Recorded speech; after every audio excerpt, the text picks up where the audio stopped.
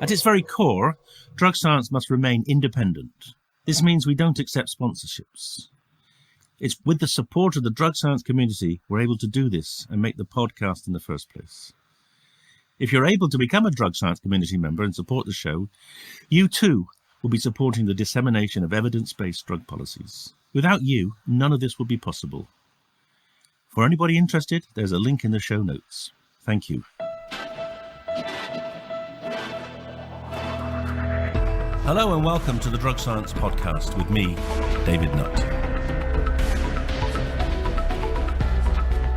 Here we're bringing together experts and activists for a rational, honest and informed conversation about drugs.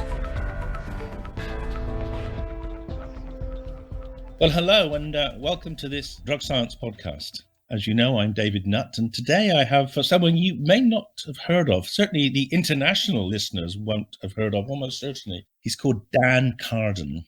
And Dan, he's a member of the British Parliament. He represents the Labour Party from Liverpool Walton, up in the northwest of England. He served as Shadow Secretary of State for International Development from 2018 to 2020. And that's not why he's on the programme today. He's on the programme today because he is a very strong advocate for appropriate and measured and drug laws. And he made one of the most remarkably honest and moving speeches probably I've ever seen a politician make. Just a few months ago when he talked about his own problems with alcohol. And when I saw that, I thought I would love to have you on the programme, Dan. So welcome to the Drug Science Podcast. Hi, David, and thank you very much for inviting me. In fact, you were on my list of people to speak to, and then you reached out to me after the speech. So I'm delighted to join you and have a discussion. Well, it's really great to have you here. But before we talk about perhaps the drug side of things, why don't you just tell the listeners a little bit about yourself? I mean, are you from Liverpool, or where did you grow up? And give us a bit of colour to your background and you're not very old, so your childhood. Absolutely. Well, I'm 34 years of age, and I was elected to Parliament to represent Liverpool Walton when I was 30 in 2017, and it's been a tumultuous couple of years. But I am from Liverpool. I was born and raised there. My dad was a Liverpool dock worker, and in fact, my family, the Carden family, came over from Ireland to Liverpool in the 1840s, and every single one of the males of every generation have worked on Liverpool's docks until my brother and I. I'm very proud of my industrial heritage and grew up amongst trade unionists and dock workers. And that's part of my story, I suppose, because that culture, and I think the culture of industrial culture, but also the culture of a lot of big cities, is one that's based around alcohol and working hard and playing hard. And I think I can certainly see how my story and my struggle with alcohol is relevant to politics today and relevant to a lot of the social problems and social questions that we have to answer. But what did you do before? Were you always in politics, local politics, before you became an MP 4 years ago? I went from Liverpool to the London School of Economics, and I studied international relations there. And then I did work in Parliament for a bit, and then I worked for 5 years at the Unite trade union, which actually was formed from the Transport and General Workers Union and Amicus when they merged back in the early 2000s, or 2008 or 2009. And Unite was the super union that was created. So I ended up going back to work for the trade union that had represented my dad and my granddad and all my ancestors for many, many years. And then from there went to Parliament. I see. So you obviously always, presumably from a very young age, had an ambition to make things better and to bring a bit more social justice into the world, both locally and internationally. Was that it? Yeah. And well, the big event, I suppose, that influenced my politics was in 1995. My dad was a Liverpool dock worker, and the dockers went into dispute with their employer, the Mersey Docks and Harbour Company, and there was a dispute that lasted for over 2 years where the dockers were locked out of their work and were effectively on strike. And so my dad was, after that dispute finished, my dad was left unemployed for 7 years in total. But I grew up and at the age of 8 was on picket lines and marches in the city centre. And it really was about opposing the casualisation of work. That was what the dispute was about.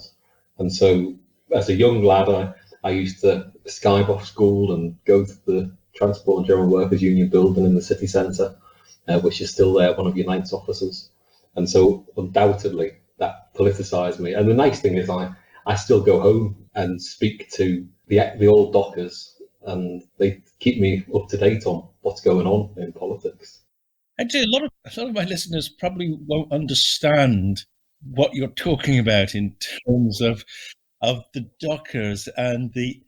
But I'm old enough to remember. I was brought up in Bristol, and I remember the Bristol docks, which were much, much smaller than the Liverpool docks. People coming to work and queuing and hoping to get a job for the day. Would you want to just clarify what it was like for your parents and your grandparents, please? Well, I think that was before the late 1960s, and I think where you really did have casual labour. That meant that there was no job there, but you could turn up and you'd be picked out for a day's work. And of course, that led to untold misery and poverty and hunger. So by the time, I suppose, my granddad and dad were working on the docks, so in the latter part of my granddad's time, there would have been more secure employment, and that's all down to trade unions. That's down to organised labour fighting for proper pay terms and conditions. And so really you can see my path to Parliament, which is very much been influenced by the history of Liverpool and industrial relations there. And it's something I'm very proud of, and I'll remain connected to. But it wasn't plain sailing. I mean, obviously, at one level, you were a remarkable success story. You're going to the premier university for studying economics and politics, the London School, and then you're working in the leading union, and you're obviously, I presume, aspiring to get into Parliament at that time. Would that be fair? Yeah, absolutely. And I mean, I look back at it now. I know it's easy for me to say, sort of in my third year of recovery, I know I had a problematic relationship with alcohol from a very early age. But when you grow up and binge drinking is quite normalised, and you're a young man and you can handle your drink, you don't feel or sense that you have an issue. I found that it was really when I got into my kind of mid-20s and professional life that I knew I had a problematic relationship with alcohol, even though I would never have dreamt of calling myself an alcoholic, which I'm quite happy to do nowadays. But I was high achieving, without a doubt. I was head boy of my school. I went off to the London School of Economics. I was, elected to Parliament at the age of 30, in the Shadow Cabinet at the age of 32. I think it's possible to see how people who are dealing with unhappiness and unresolved issues can use alcohol or use another drug to seek to escape or to self-medicate, but also work. You can build a life around work that allows you to avoid lots of personal issues. So it kind of makes sense to me nowadays, looking back. Well, let's look back. I mean, do you remember your first drink? I do, actually. I was probably 10 or 11 years of age, and I was in France with family and friends. And I think I sneaked a little bit of the red wine and then the port that was on the table. And I remember being quite tipsy and thinking, what is this? Yeah.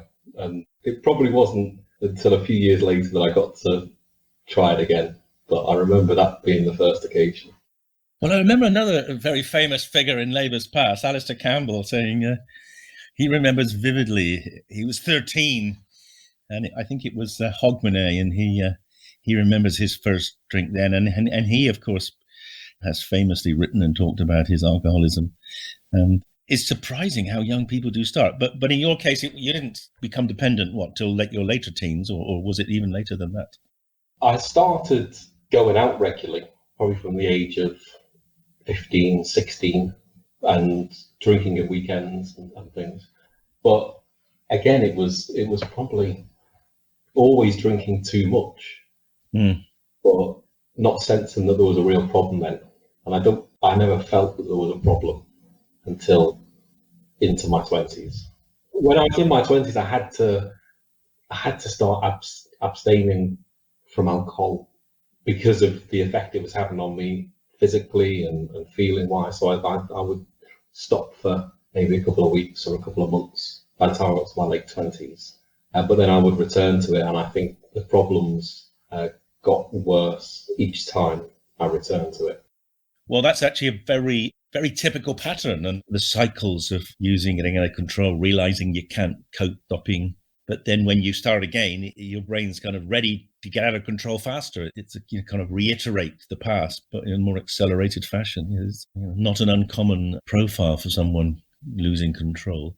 But you obviously, you had insights, but was it you having the insights, or was it your family or your friends saying you've got to stop, or were you just getting terrible hangovers, or were you just not turning up for work? I mean, what were the issues that made you realize that you're out of control?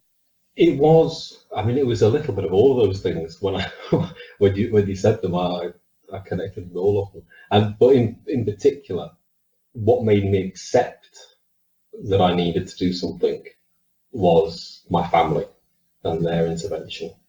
And they were raising concerns. I spoke about this a few times. My mum wrote me a letter, and that had never happened before. And in it, she talked about how my drinking made her feel. And I think from that moment, it may not have been immediate, but from that moment, I knew I was getting to the end of this period, and that the only answer was to stop. And for that, I needed help. And so my brother took me to my first AA meeting. He asked me a few days into a hangover whether I would let him take me. And I agreed. And it was actually a lovely meeting. In Liverpool or London? In London. Yes. And I've never actually been to an AA meeting in Liverpool. I will be going. When I was going, I felt the need for anonymity, and I was always looking over my shoulder, thinking, "Oh, I hope someone doesn't see me go in here or write about me or anything." So there were those added pressures. But actually, from the first meeting I went to, I knew that this was going to work for me in a way, and I'd heard enough to think, yeah. Well, I want to go through some of that, Dan. You said a few really important things there. I'll kind of reflect on them a bit with you. Absolutely. So, I mean, I think the mother's letter is very, very telling. Was that the first time she'd actually engaged with you about her concerns, or had she spoken in the past and you just ignored her? We'd spoken, and I'd not done anything about it, or not changed, or I'd continued the cycle of stopping for a period, but always wanting to return to it.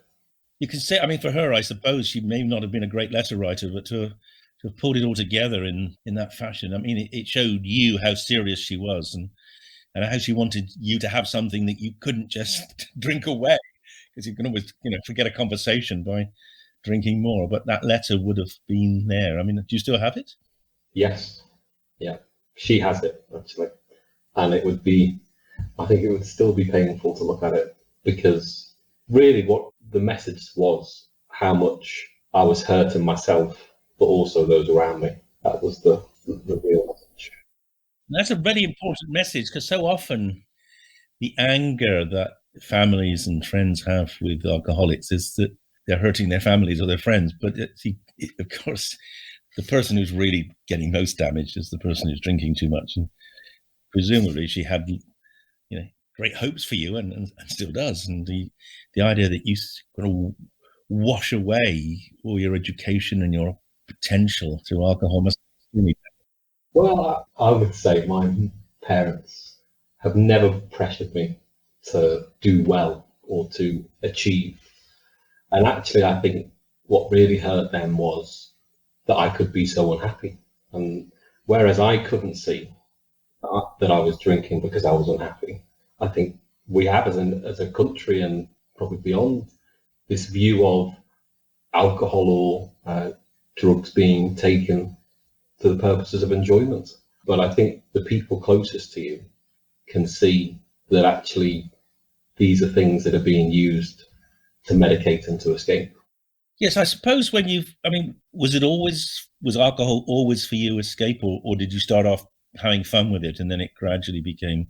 Oh, I've had lots of fun with it over the years, and I'm not anti-alcohol. I'm definitely not anti people going out, having something which releases their inhibitions, and in some ways, not without doubt, it allows people to have a different type of fun.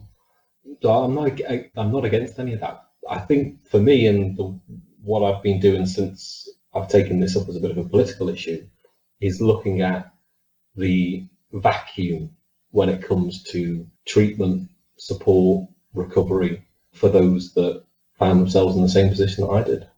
And so when you're 20s, then you say you're on this interesting and very positive career trajectory. You had your degree and you were being a rising star in the union, and obviously people were seeing you as I presume as a future prime minister, hopefully. I don't think so, but was it the stress of the work, or was it the expectation? I mean, what were the stresses you were dealing with? Actually, the speech that I made in the House of Commons I talk about my sexuality. It was a pride debate in the House of Commons, and I'd come out in my early to mid-20s, which is, I think, quite late.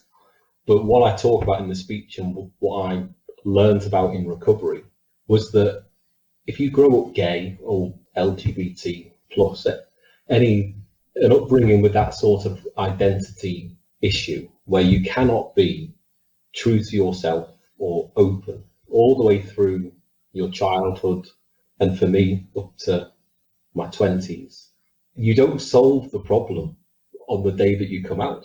You don't solve the problem of all those years that you've suppressed your emotions, that you've not been able to live your true authentic life. And so I've learned during my recovery the kind of impact of that. And there's a wonderful book that I read a few months back called The Velvet Rage, and it touches on a number of these issues and the real trauma that is caused by the daily denials all the way through your upbringing, not to be able to be open and honest, even with the people that you love the most, and to be covering up. Mm-hmm. And all of that made sense to me.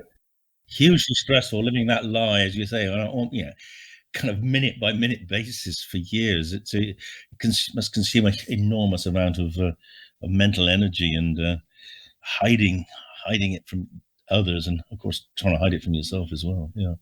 Yeah, I hope that the message that I was trying to give in that speech, and which is so personally important for me, is no good can come from hiding, and shame is such a dangerous, powerful emotion, and it's one that we just don't need to feel.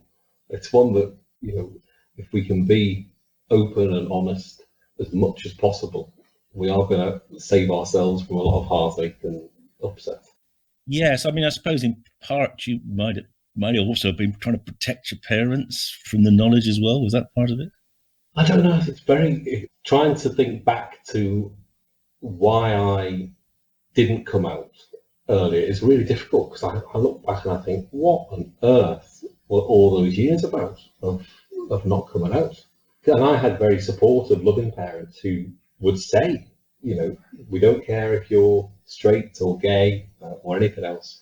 But I think when you're that age and you look at society, which is heterosexual, where you marry and have kids, and I think one of the things that I can remember is thinking, well, if I come out, all of that is put at risk, because we live in a society that is normalised heterosexual, where you marry a member of the opposite sex and you procreate. And so really, I think it's difficult for anyone to understand who hasn't been there. Yeah, I'm sure it is. All those little thoughts that you have about the danger to you living a happy life.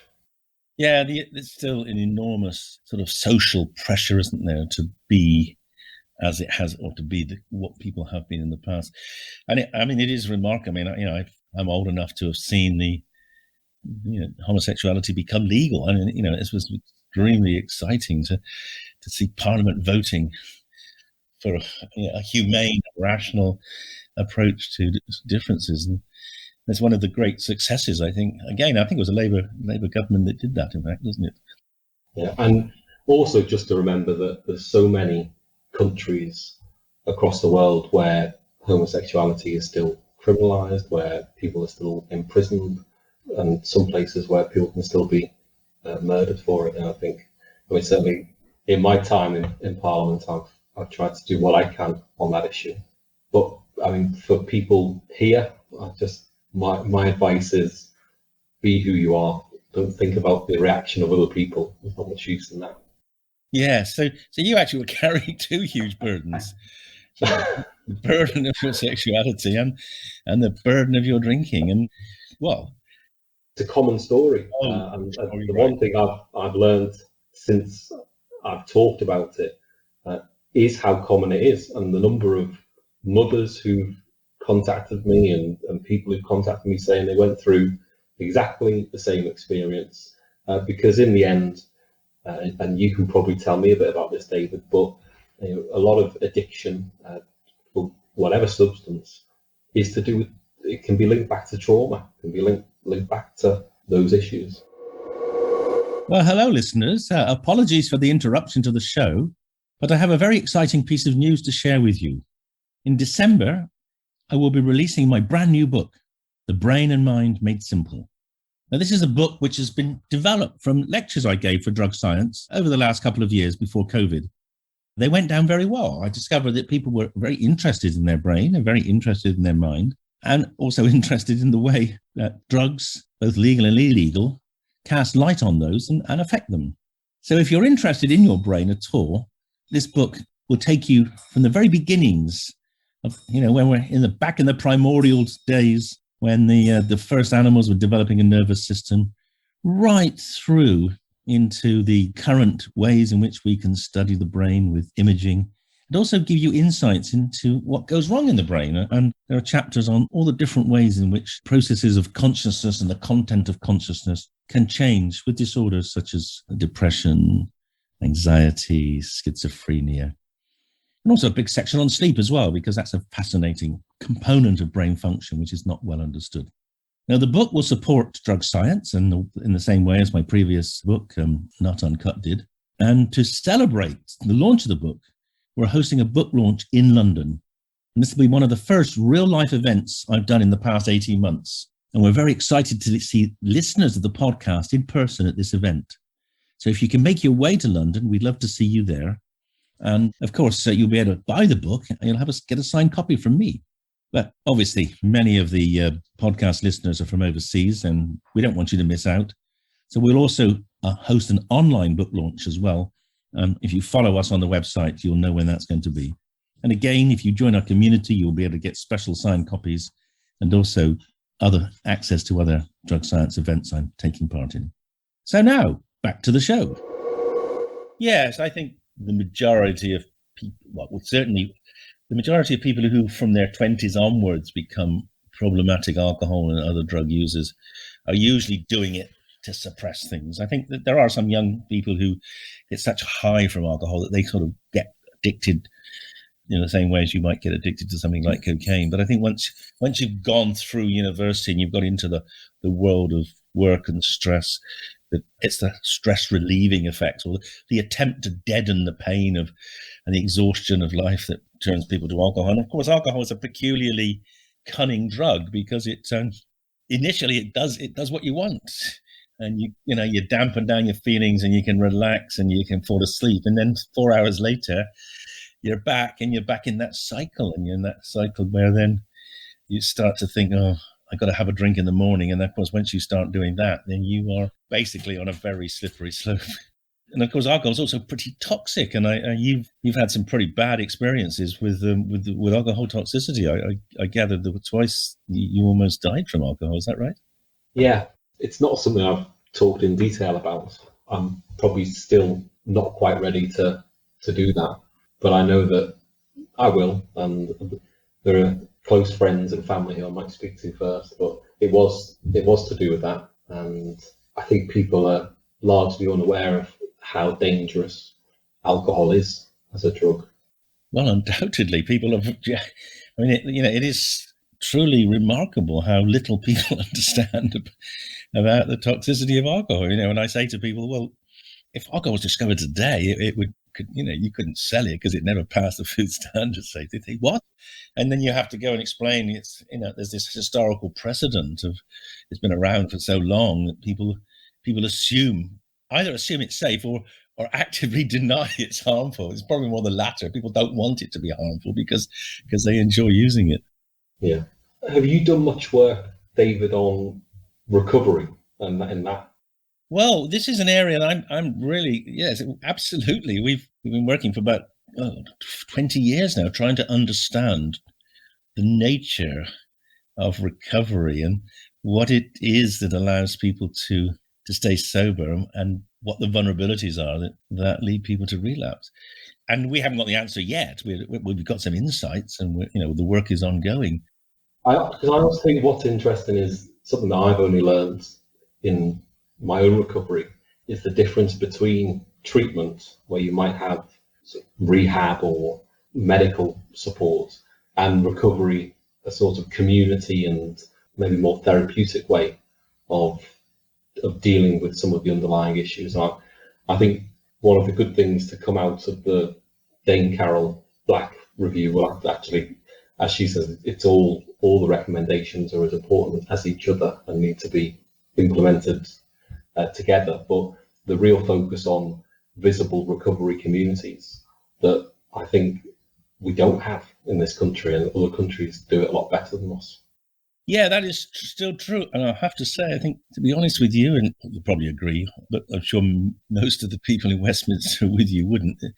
Part of the problem is our political system. It's neither party wants to be seen as being tough on the drinker because they see that losing votes. And a national discourse about alcoholism, is often portrayed as the nanny state, and people who succumb to alcohol, they're losers, they're failures, it's a failure of will. And we all, you and I know very clearly that is not, none of those are true, but there's an enormous media kind of wall of misinformation and stigmatization of people who do have problems with alcohol, which I think in this country is in some ways it's more perfidious than in most. Would you agree?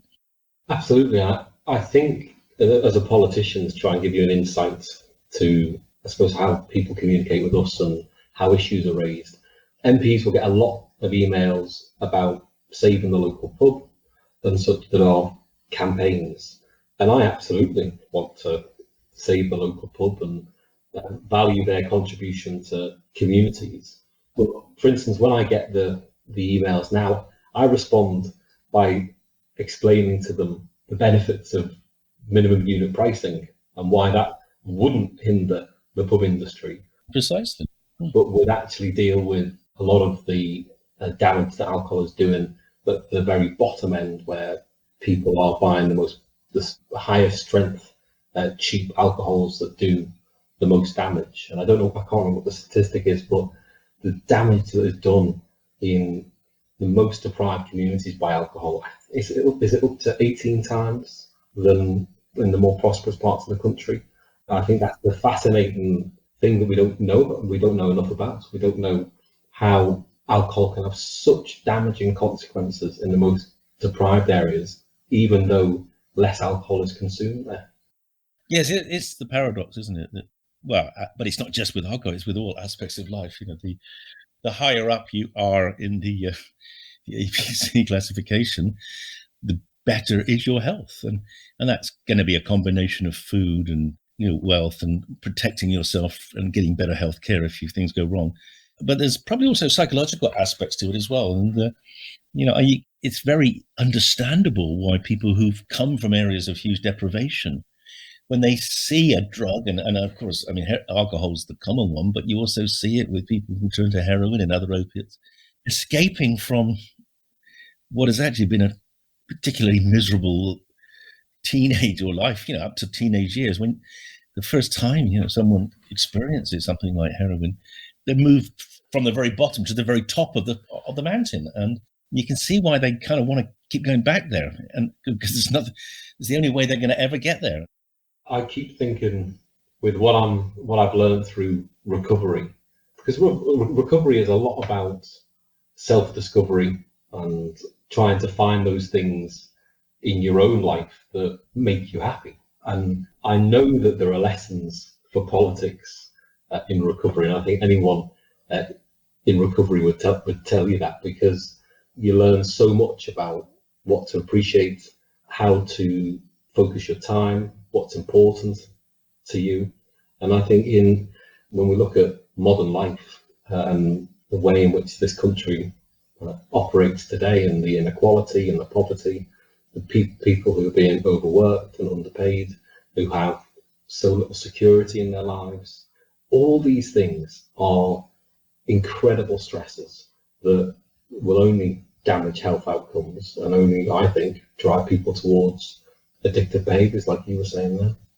Yes, and I feel rather sad for the current generation of teenagers who not only have got the uncertainty of life. Life is, I mean, your own family are a very interesting example of how life was relatively certain.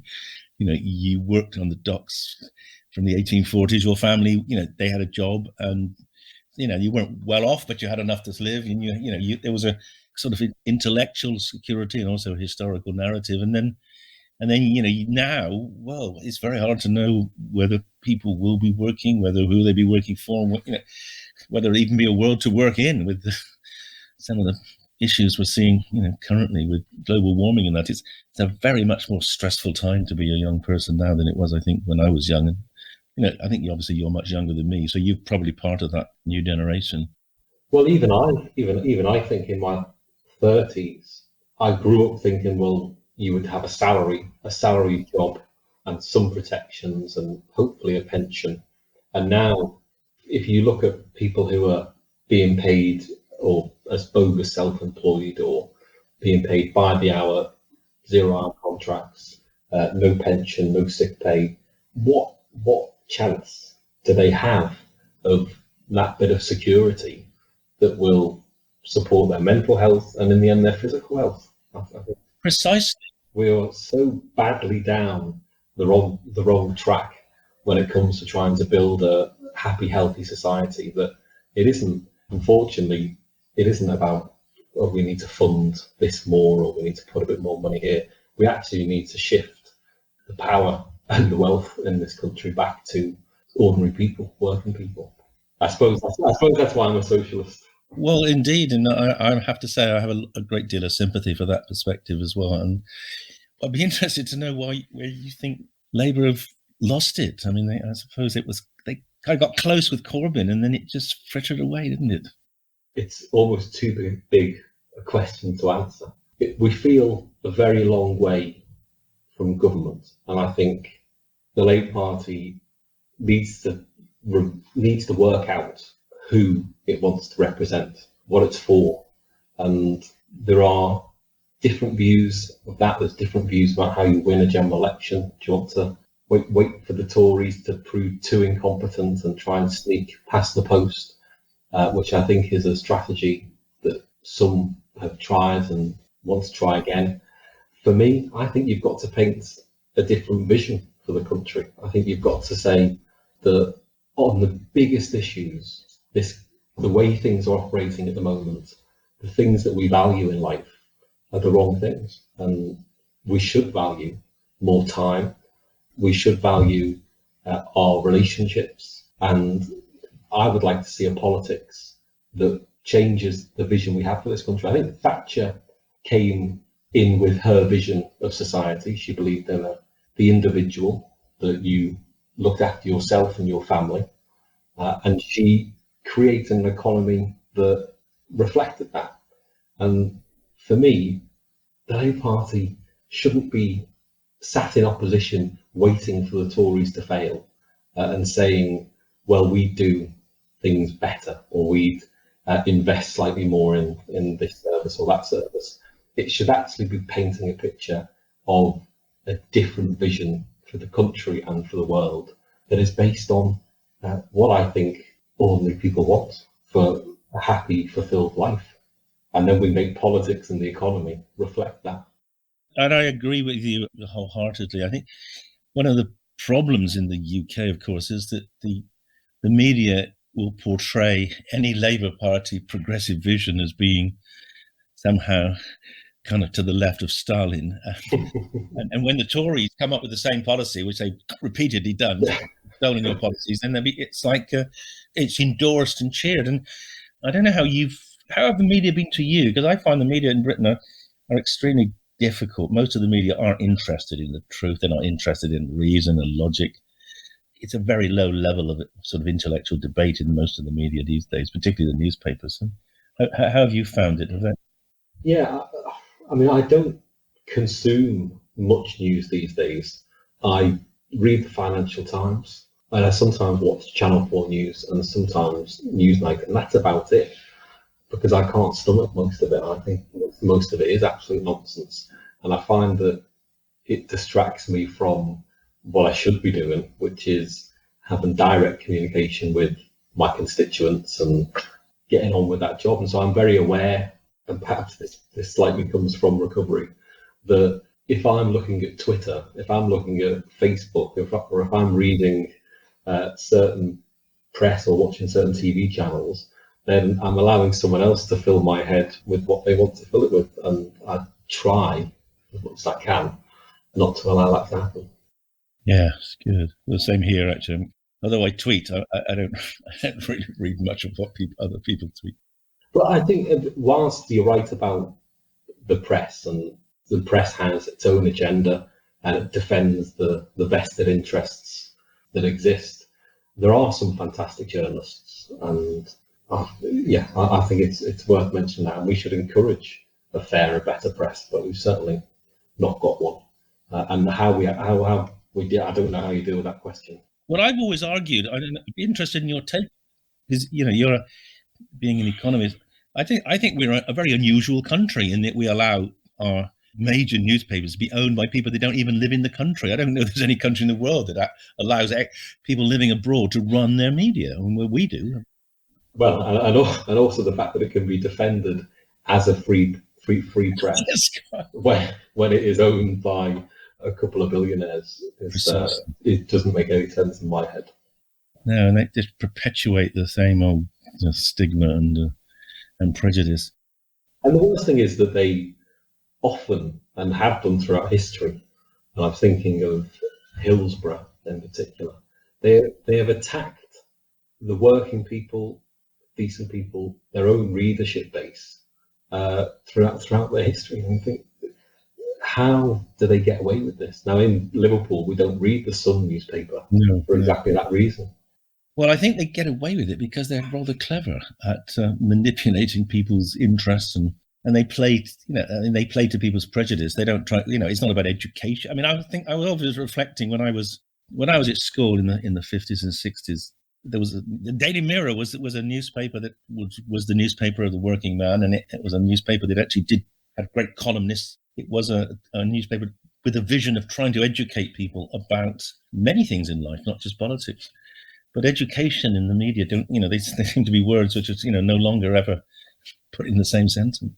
I think that's right. Unfortunately, many of the organisations that did come about in order to provide the working class education, organisations like Union Learn and the Open University have all faced attack. Their funding cuts. Yeah, absolutely. I mean, I'm a visiting professor at the Open University, and I just find it so sad how that tier of funding it went to help people, in a sense, better themselves through doing courses at weekends, and that's been pulled away from them, those grants. And I kind of feel that that's I think that's probably political. I sort of suspect that Open University students probably don't vote Tory. That would be my cynical explanation as to why that's supported. I think the Tories are very good at funding and structuring their policies to build the kind of society that they want to sustain. And I think Labour has never been very good at that. But I am a passionate believer in let's have a Labour vision, and it should be one that is based on the people that we should represent. Well, I'll say here to that, and I hope you manage to succeed. But before we finish, I'd like to go back to how the process of how you got help, and did you ever go to your GP, or did you always just do it at AA? No, and it's a really good question, because one of the things that has amazed me as I've delved into the treatment side of things, visiting hospitals and rehabs and supported housing and AA meetings and the plethora of services that are out there, is that there is no common pathway. And for me, as I say, it was my brother taking me to my first AA meeting, and things kind of came from there. But when you look at the numbers of hospital admissions, for instance, I think it's about 1.3 million hospital admissions linked to alcohol in the year before coronavirus. There is usually no support offered to that person. That there's never even a conversation that says, do you think you may have a problem with alcohol, and would you like some advice and support? And so I have to plug the Liverpool Royal on this, because they have an alcohol care team, one of the first set up in the country, and others are being set up for exactly this reason, to try and make sure that there is a pathway. Because first of all, you've got people who are suffering with alcoholism or drug addiction that have accepted they need help, or their families and support groups have gotten to a position where they are looking for help, and we're even failing them.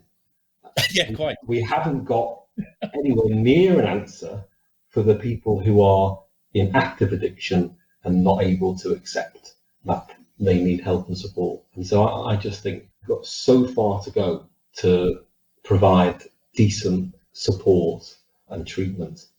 And we know that those kind of interventions, like you have Liverpool, like was also pioneered in one of the London trusts where I work, St Mary's, they pay back. They save the health service multiple times the cost they incur to run them, because they reduce the harms of alcohol, which is the most harmful drug in the UK. And yes, they should be central to policies of dealing with people who present when they're with an alcohol-related illness, no question. Very good point.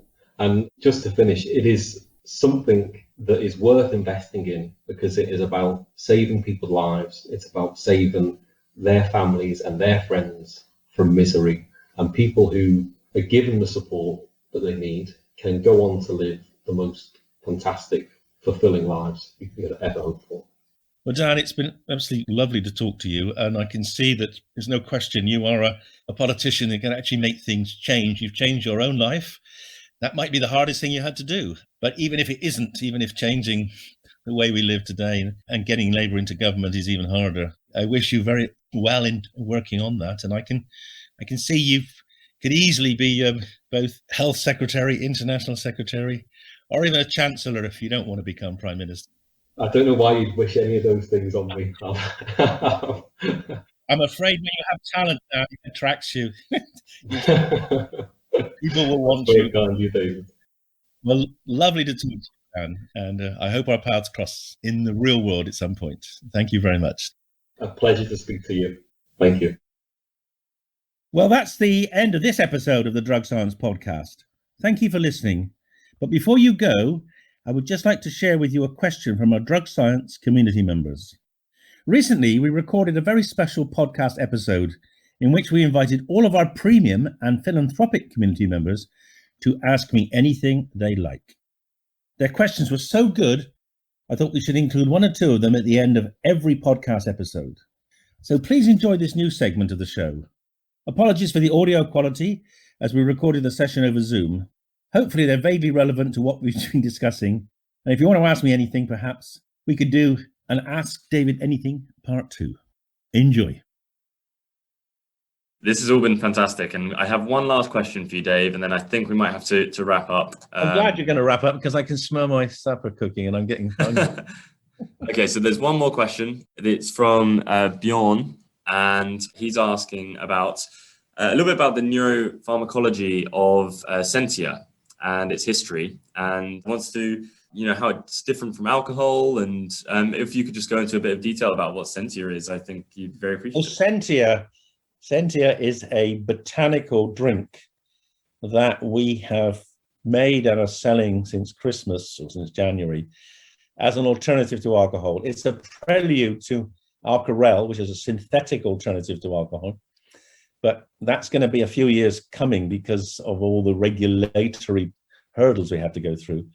But a couple of years ago, we thought, well, maybe we could use botanicals, which are accepted as foods or as food supplements, and put them together in a drink which would mimic the good effects of alcohol without having the negative effects or so many of the negative. And that's what we've done. It's called Sentia, which is, I think, Italian for sense or sentiment or sensation. And people like it. It's like a vermouth. It's got a kind of rich color. It's a lovely deep purple color. You can drink it neat. You can drink it. Most people drink it with a mixture. You can have Coke or tonic or anything you like in it.